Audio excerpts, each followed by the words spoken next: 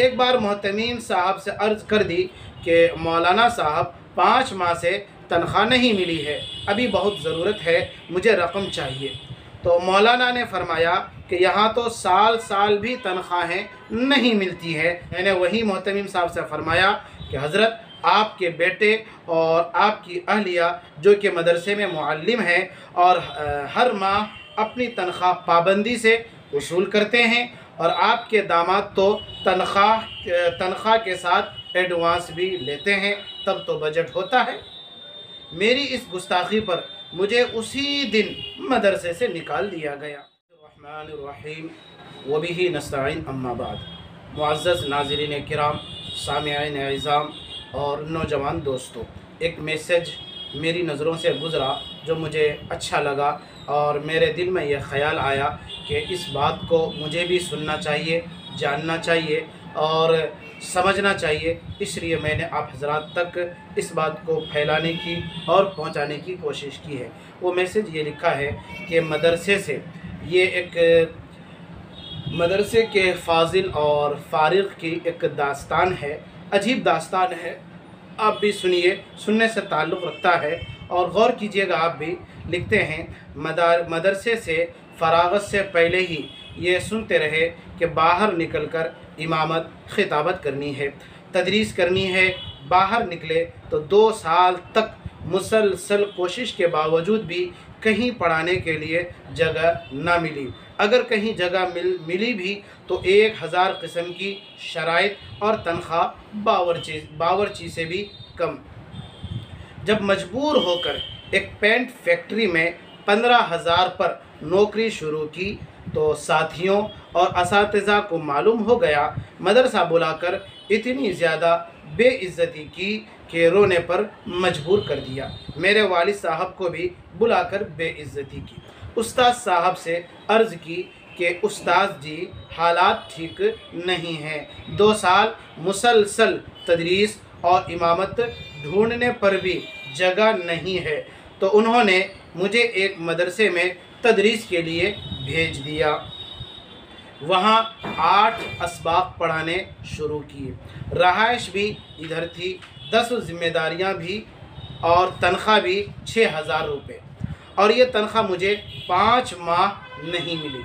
हर माह यही बात होती कि इस बार बजट नहीं बना, अगली माह तनख्वाह मिल जाएगी। एक बार मोहतमीम साहब से अर्ज़ कर दी कि मौलाना साहब 5 माह से तनख्वाह नहीं मिली है, अभी बहुत ज़रूरत है, मुझे रकम चाहिए।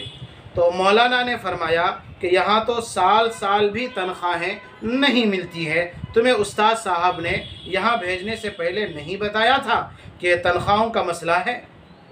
मैंने वही मोहतमीम साहब से फरमाया कि हज़रत, आपके बेटे और आपकी अहलिया जो कि मदरसे में मुअल्लिम हैं और हर माह अपनी तनख्वाह पाबंदी से वसूल करते हैं, और आपके दामाद तो तनख्वाह के साथ एडवांस भी लेते हैं, तब तो बजट होता है।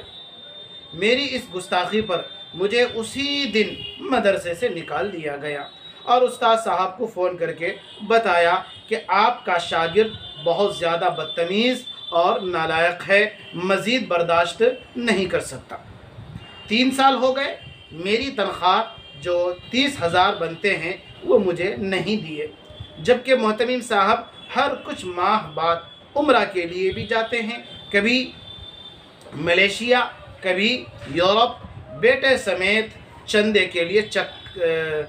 के लिए चक्कर पाबंदी से लगाते हैं। हर साल 1-2 जानवर भी कुर्बानी करते हैं और 28 साल से इमामत और खिताबत, दर्स हदीस भी दे रहे हैं। 10-8 बार अपने पैसे लेने गया मगर पैसे नहीं मिले, उल्टा मेरे ख़िलाफ़ बातें भी की।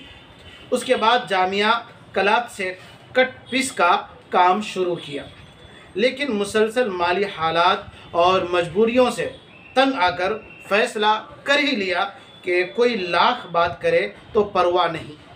उसके बाद से अब तक एक जगह बिरयानी का काम कर रहा हूँ। मेरे पास 12 मुलाजिम हैं, जिसमें 8 उलमाए किराम हैं। मेरी तरजीह उलमा होते हैं। अपने मदरसे के मेरे पास 5 आलिम हैं जो काफ़ी ज़हीन اور قابل تھے، مگر کسی کو تدریس کی جگہ نہیں ملی۔ سب کو اچھی تنخواہ، رہائش اور کھانا پینا بھی سب کچھ، اپنی ایک مسجد بھی ہے جہاں تمام نمازیں ترتیب وار پڑھاتے ہیں اور محلے کے بچوں کو بھی پڑھاتے ہیں۔ یہ بات سمجھ میں آئی کہ کسی بھی عالم کو ہنر ضرور سیکھنا چاہیے، کام آنا چاہیے۔ تدریس کے لیے ہر کسی کو جگہ نہیں ملتی، چاہے کتنے ہی ماہر کیوں نہ ہو۔ سب کے پاس موبائل تو ہوتا ہی ہے، موبائل پر فضول کام کرنے سے بہتر کوئی شکل سیکھی جائے۔ ایک فاضل کی آپ بھی تھی۔ تو دوستو، آپ نے اس پیغام کو سنا۔ اس پیغام میں ایک میسج یہ ہے کہ کیسا رویہ اختیار کیا جاتا ہے مدرسین اور ملازمین کے ساتھ، اور یہ کوئی ایسی بات نہیں ہے جو ڈھکی چھپی ہے یا کسی ایک دو کے ساتھ پیش آئی ہے۔ زمانہ جانتا ہے، سارے حضرات جانتے ہیں، سارے لوگ جانتے ہیں کہ کیسا رویہ اختیار کیا جاتا ہے اور کیسے کیسے بہانے کیے جاتے ہیں اور کیسی کیسی باتیں بنائی جاتی ہے۔